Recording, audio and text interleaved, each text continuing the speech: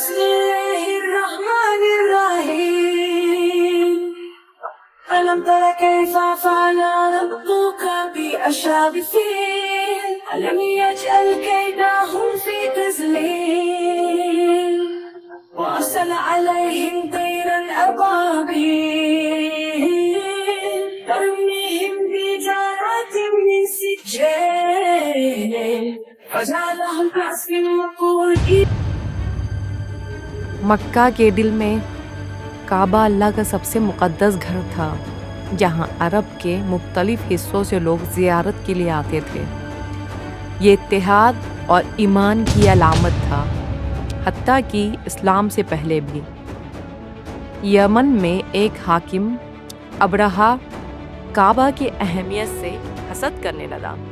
اس نے ایک عظیم و شان مندر تعمیر کیا تاکہ لوگوں کو مکہ کے بجائے اپنے مندر کی زیارت کے لیے راغب کرے، لیکن جب اس کا منصوبہ ناکام ہوا تو اس کا حسد غصے میں بدل گیا۔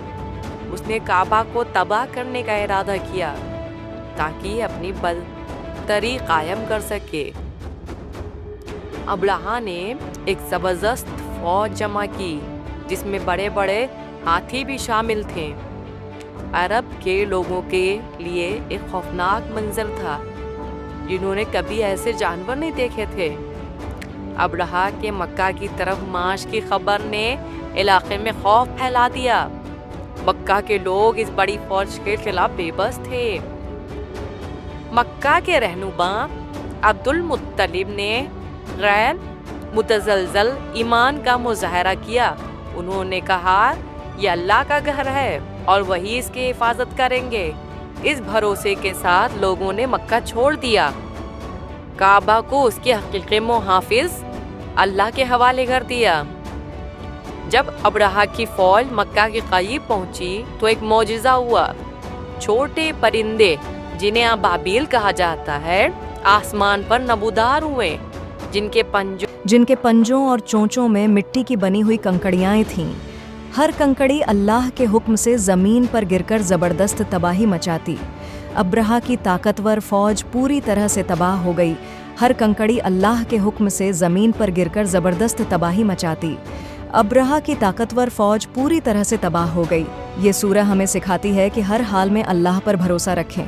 جس طرح اللہ نے کعبہ کی حفاظت کی، اگر ہم اخلاص اور ایمان کے ساتھ اللہ پر بھروسہ کریں تو وہ ہماری بھی حفاظت کرے گا۔